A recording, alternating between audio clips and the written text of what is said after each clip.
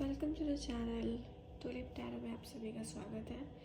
ये collective love reading है और ये सभी से रेजोनेट नहीं होगी, तो अपने आप को फोर्स मत करिएगा।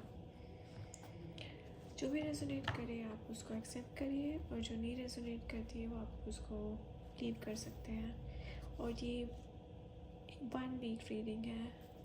चलिए देखते हैं आपके पार्टनर के अंदर आपके लिए क्या फीलिंग्स है, उनके मन में क्या चल रहा है आपके लिए। एंड ये रीडिंग्स उन लोगों के लिए भी रेजोनेट करेगी जो लॉन्ग डिस्टेंस या नो कांटेक्ट में है। एनर्जी डिवाइन एंसेस्टर्स, उनके मन में क्या चल रहा है। पहला कार्ड है हमारा व्हील ऑफ फॉर्चून। ये एक कार्मिक साइकिल है, एक लूप की तरह आपका रिलेशनशिप बन चुका है। नेक्स्ट कार्ड, और अब ये काफ़ी मेसी सिचुएशन है जहाँ पे आप दोनों ने काफ़ी सारे लड़ाइयों के बाद अब एक ब्रेक लिया है। वो बहुत ज़्यादा परेशान है, बट अभी उन्होंने एक पॉज लिया है और चीज़ों को एक बार फिर से देख रहे हैं। उनके अंदर बहुत ज़्यादा दर्द है, पेन है, हर्ट है आपके लिए कि उन्होंने आपको बहुत हर्ट किया, बहुत गलत चीज़ें बोल दी जो कि नहीं बोली चाहिए थी, और कहीं ना कहीं आपने भी उन्हें बोला है जिसकी वजह से वो हर्ट है। और इसी हर्ट की साइकिल को रिपीट ना करने के लिए उन्होंने एक पॉज लिया है। चलिए नेक्स्ट कार्ड देखते हैं।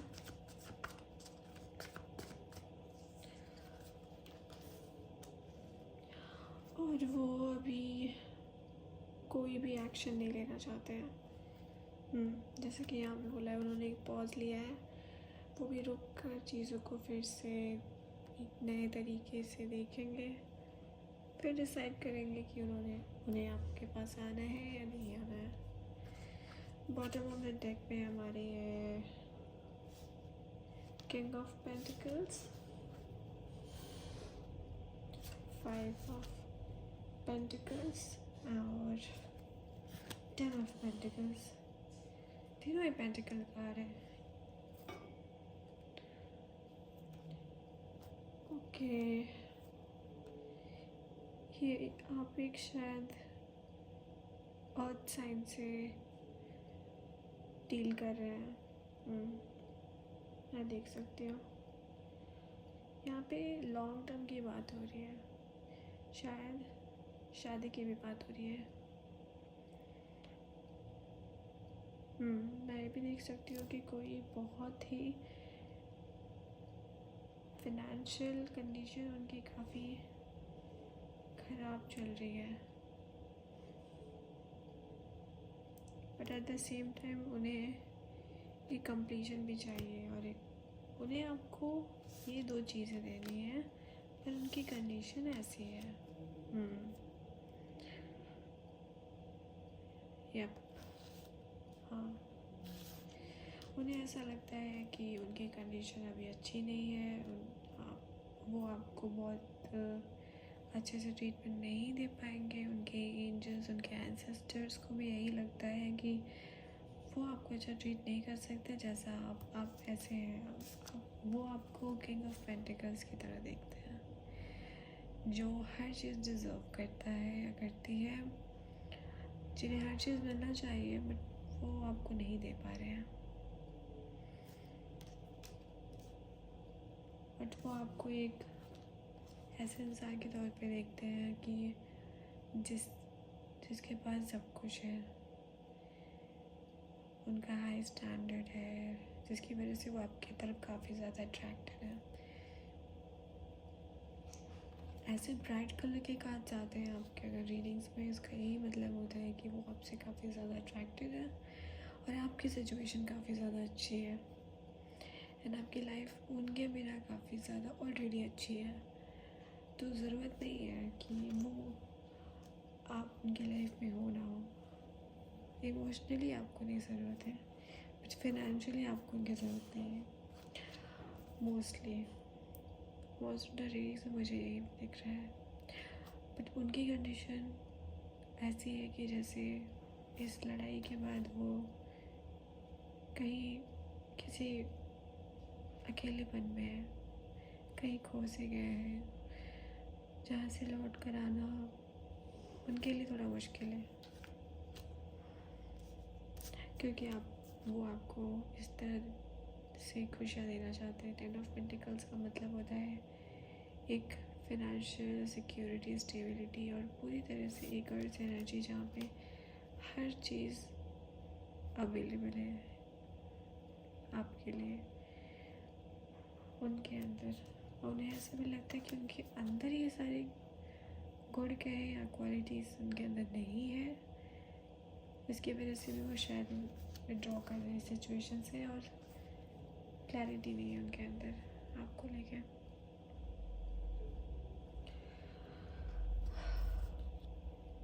जिनकी शादियों की बात हो रही है उन्हें काफ़ी सोच समझ के डिसीजन लेना चाहिए, क्योंकि वो तो काफ़ी अच्छे से सोच रहे हैं, काफ़ी सही सोच रहे हैं, क्योंकि लॉन्ग टर्म स्टेबिलिटी बहुत ज़रूरी है।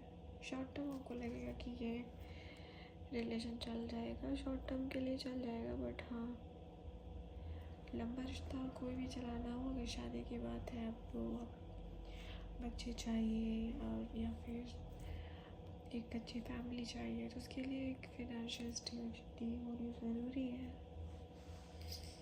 अभी तक आपके कार्ड में फिर अर्थ साइन ज़्यादा है, वो ज़्यादा डोमिनेट कर रहा है। मैं फाइनेंशियल प्रॉब्लम नहीं देख सकती हूँ अभी तक, तो चलिए और देखते हैं उनके मन में क्या चल रहा है, पर वो चाहते क्या है।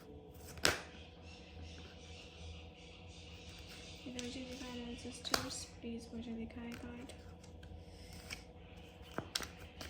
आखिर वो चाहते क्या है, भले सिचुएशन यहाँ पे कैसी भी हो आप दोनों के बीच में, अच्छी हो ना हो, बट वो चाहते क्या है एक्चुअल में आपके साथ। ठीक है, पेंटिकल्स अगेन, मैंने बोला था अर्थ साइन डोमिनेट कर रहा है, पेंटिकल्स डोमिनेट कर रहा है। बॉटम ऑफ द डेक में पैशन में दिखा मुझे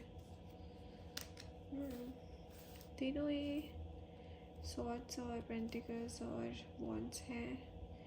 ये एक सोलमेट कनेक्शन है जो कि इतना आसानी से नहीं टूटने वाला, और चीज़ें फिर से दोहराई जाएंगी, मुझे यही दिख रहा है।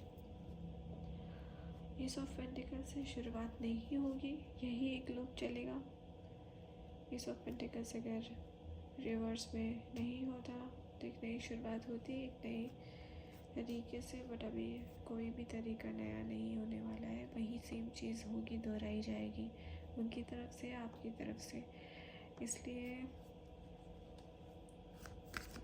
एंजल्स और एंसेस्टर्स आप क्या गाइड करना चाहते हैं इन दोनों लोगों को।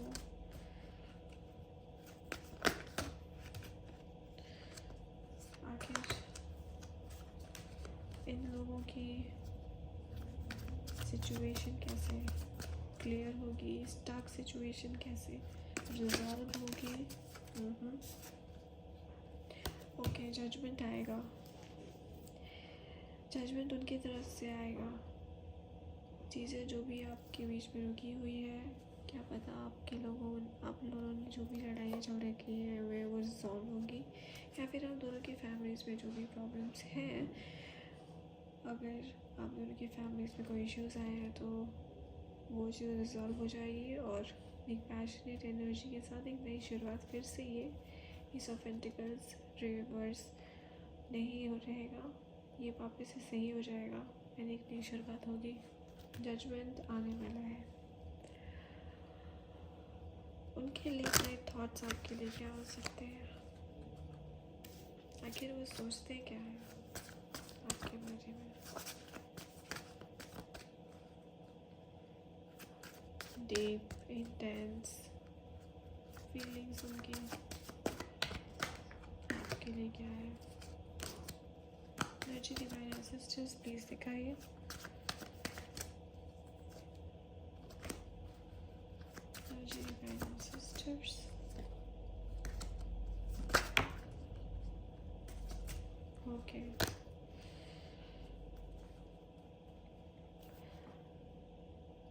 वो आपके सोशल मीडिया को स्टॉक कर रहे हैं, कि दूर से आपको ऑब्जर्व कर रहे हैं, सोच रहे हैं कि आप उनके बारे में क्या सोचते हैं, क्या राय रखते हैं, क्या आप अभी भी उतनी इंटेंसिटी के साथ उनसे प्यार करते हैं, उतनी ही ज़्यादा फीलिंग्स रखते हैं, या फिर आप उन्हें भूल चुके हैं और आगे बढ़ चुके हैं लाइफ में। मुझे नहीं लगता कि उन्होंने ऐसा कुछ छोड़ा हुआ है। ये एक खौफ है, होप है जो अपने हाथ में लेकर वो आपके बारे में सोच रहे हैं कि वो आपके साथ और क्या क्या चीज़ें एक्सपीरियंस कर सकते हैं। एक नई शुरुआत, एक नया परिवार, एक नई खुशियाँ आपके साथ घूमना भी चाहते हैं। हर वो चीज़ एक्सपीरियंस करना चाहते हैं जो आपने कभी सोची हो। वो शायद नहीं कर पाए थे किसी रीज़न की वजह से, किसी प्रॉब्लम की वजह से, बट आप कर सकते हैं, आप करना चाहते हैं। वो हर रात यही सोचते हैं, उनका मन बस यही सोचता है।